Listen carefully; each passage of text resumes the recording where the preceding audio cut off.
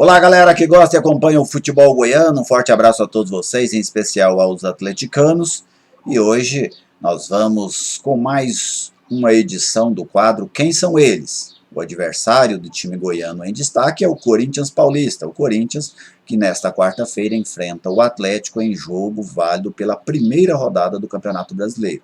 Este jogo não aconteceu naquele momento porque o Corinthians decidia o Campeonato Paulista contra o Palmeiras. Para trazer as informações do Timão, eu recebo aqui no canal o Rafael Esgrides, ele que é da Rádio Tropical FM de São Paulo. Rafael que está há mais de 5 anos na cobertura da equipe alvinegra. Rafael, muito obrigado por atender o meu convite, por aceitar essa proposta, né, vamos dizer assim, para trazer as informações do Corinthians aqui para o torcedor atleticano. Um abraço a você.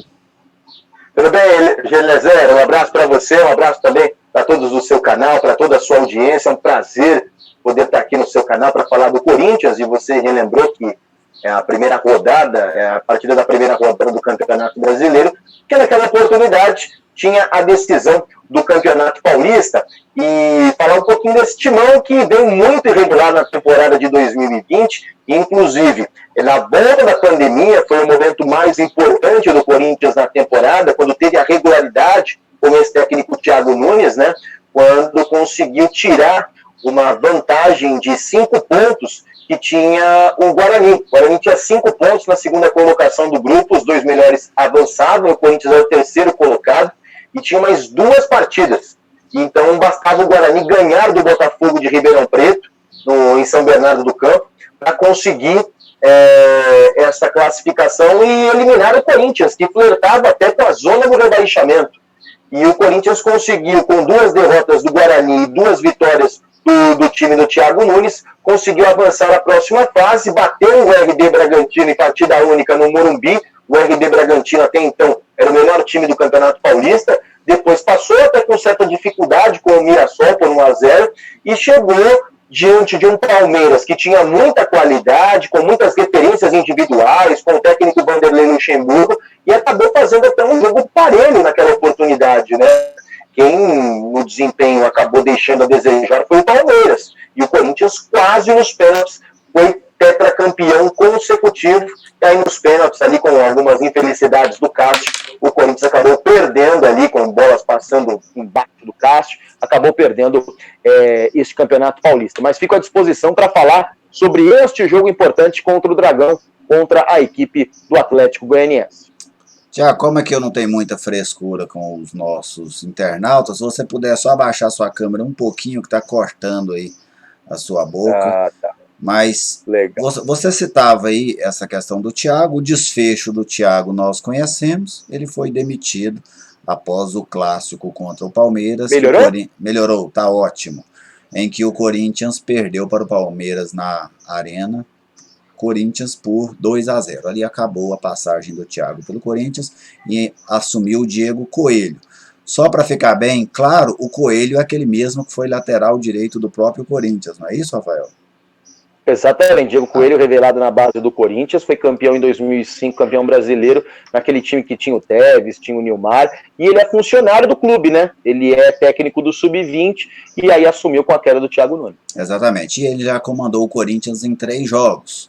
Um jogo contra o Bahia, que o Corinthians vence por 3-2, depois uma derrota lá no Rio de Janeiro para o Fluminense por 2-1, e mais uma derrota essa para o Sport Recife 1-0 lá na Ilha do Retiro. Bem, o que é que mudou? Eu vi que alguns jogadores sumiram das escalações. Cantilho, por exemplo, é alguém que não está aparecendo mais nessa equipe do Diego. Em contrapartida, outros começaram a surgir, o Xavier, o Rony, né, que agora são os 2 volantes dessa equipe. O que ele mudou, Rafael, nesse time, tanto de peças como de ideia de jogo até agora nessas 3 partidas? E é muito importante citar também, para responder tua pergunta, eu vou ter que voltar um pouco no tempo, para como era o dentro de campo e extracampo do Thiago Nunes, que ele foi contratado em outubro do ano passado, e aí poderia ter assumido, o Diego Coelho estava sendo técnico interino, poderia ter assumido naquela oportunidade, inclusive até o Diego Coelho trocou farpas em entrevistas, né? O Thiago Nunes ficou ausente de entrevistas, não deu entrevista, e até o Diego Coelho naquela oportunidade disse, chegou, assume.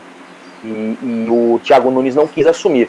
Assumiu em janeiro, com toda uma pré-temporada complicada nos Estados Unidos, Florida Cup, depois pré-Libertadores, que o Corinthians foi eliminado para o Guarani do Paraguai, instabilidade no Campeonato Paulista, teve a pandemia, depois de perder para a Inter de Limeira, depois de empatar com o Ituano jogando na Neoquímica Arena. Então, muito complicado foi essa relação dentro de campo, porque ele não tinha um plano de jogo. Porque quando ele chegou, ele deu uma entrevista dizendo o seguinte: estou com carta branca para mudar 12 anos de Corinthians. Como é que era os 12 anos do Corinthians que deu certo? Você, com uma defesa muito fechada, como a gente fala no jargão do futebol, casinha fechada, jogando por uma bola. E o Corinthians foi tricampeão paulista assim, foi campeão brasileiro de 2017 assim, e naquele time tinha Pablo e Balbuena, que fechava bem no miolo de zaga, e tinha o Rodriguinho voando no meio campo e o Jô na frente para resolver. Então era muito o DNA do Corinthians. E o Thiago Nunes queria implementar o futebol rock and roll. No máximo que ele colocou o Corinthians foi num tango meloso argentino, porque o corintiano viveu um drama, porque o time não reagia. Tem uma semana para preparar a equipe, o time voltava pior. E a informação que nós tínhamos de ambiente é que ele gostava de mandar em todas as funções do CT. E isso irritava os funcionários e os jogadores também ficavam irritados, porque ele criou também uma cartilha. Por exemplo, no refeitório tinha hora para comer. E nessa hora para comer, se, por exemplo, você quisesse levantar para ir ao banheiro, você tinha que pedir para o Capitão Cássio. Então imagina, jardim de infância. Então ele se meteu em alguns aspectos polêmicos dentro e fora do CT, e isso acabou tendo uma função muito importante dentro do campo, que ele se perdeu. Ele perdeu os jogadores. E agora, respondendo a tua pergunta, a diferença do Diego Coelho. Para quem não conhece o Diego Coelho técnico, ele gosta de jogar no ataque. Ele tem um DNA ofensivo, tanto que os times da categoria sub-20, sub-17, que jogam a Copa São Paulo de Futebol Júnior, sempre chegam na decisão ou chegam no mínimo na semifinal, porque ele gosta de jogar para frente. É um cara que tem um futebol envolvente. Mas ele chegou no time profissional sabendo do DNA defensivo. Conhecendo o elenco, ele teve que mudar um pouco as ideias de jogo. Mas ele já disse em algumas entrevistas, a primeira mudança foi moral. A primeira mudança foi resgatar confiança, que tinha sido perdida com o Thiago Nunes. Então, ele veio, teve alguns resultados negativos, venceu o Bahia já com o futebol um pouco mais ofensivo, esquecendo um pouco a defesa, e agora, na entrevista que ele concedeu hoje, ele falou muito sobre o plano de jogo a partir de agora. Ele aproveitou essa última semana que ele teve inteira para preparar a equipe, para colocar o quê? Para moldar o sistema defensivo, mudar algumas peças e também sair na transição rápida para o ataque. Isso que ele vai fazer. E respondendo efetivamente a sua pergunta, alguns jogadores deixaram sim a titularidade. O Cantillo teve a Covid-19. Desde que ele foi acometido por essa pandemia, ele não voltou fisicamente da mesma forma. Tanto que foi mal na decisão do Campeonato Paulista. O Luan, até agora, ele é muito contestado pelo torcedor. Porque o Luan, ele vive no mesmo planeta do Alexandre Pato. Ele some, em alguns momentos do jogo, ele some. E é um cara que precisa da intensidade. O Corinthians precisa da armação das jogadas dele.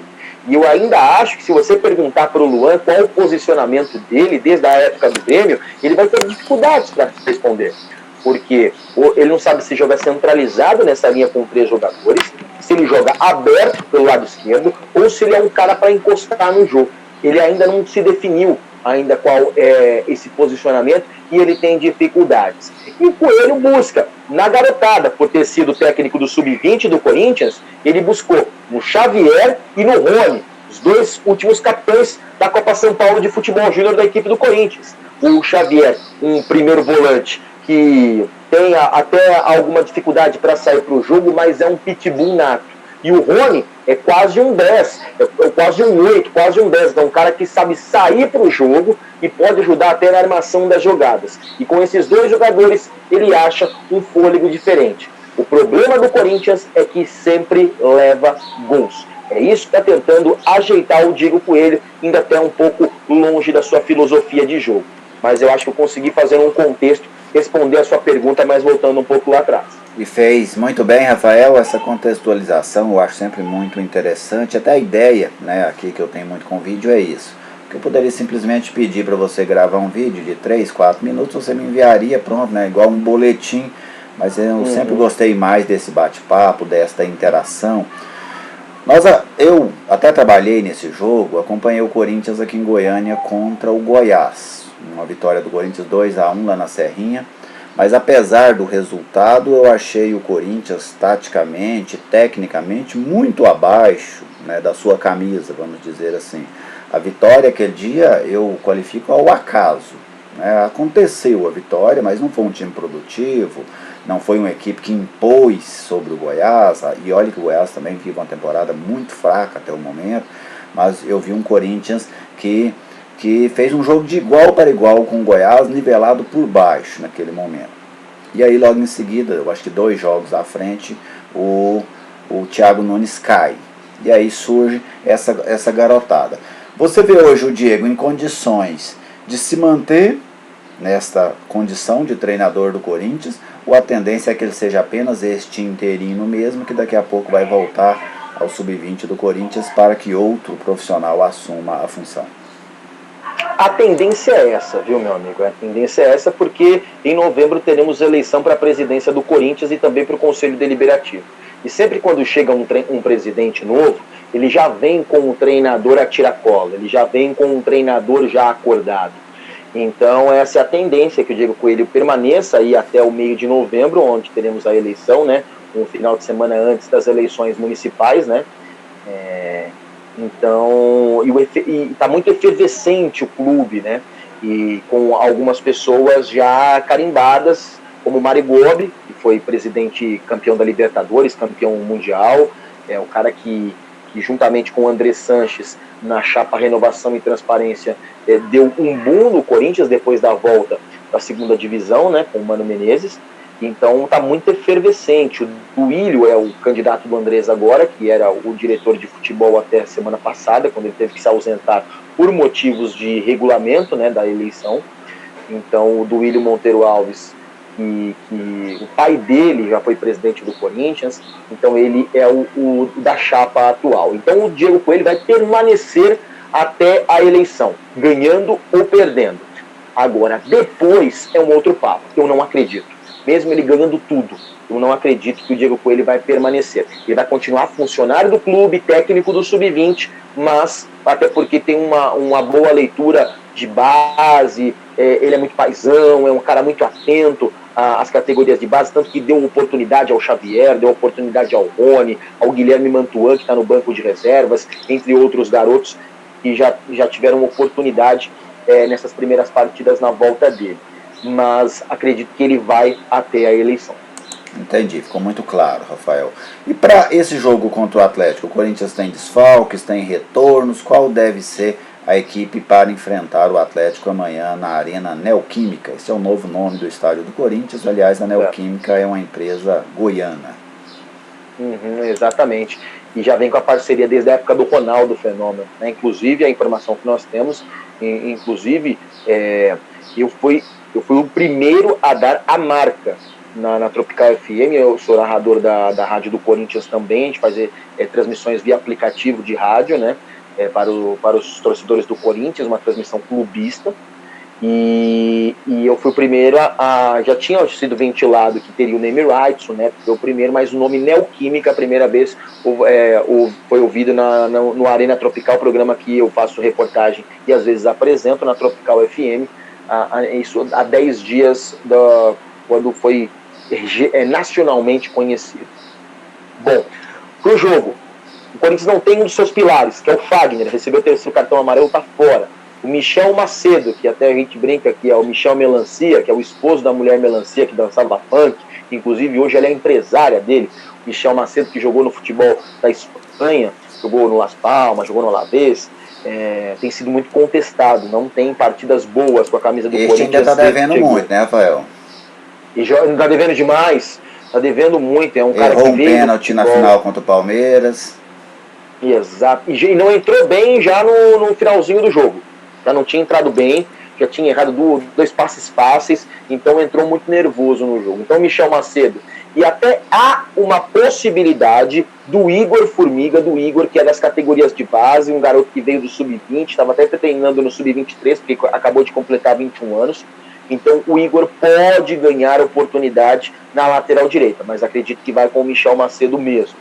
A volta do Ângelo Arauz, mas o Arauz é um cara que veio a peso de ouro da Universidade Católica, da Universidade do Chile, perdão, por 5 milhões de euros. O Corinthians ainda está pagando o Arauz. O Arauz foi várias vezes emprestado.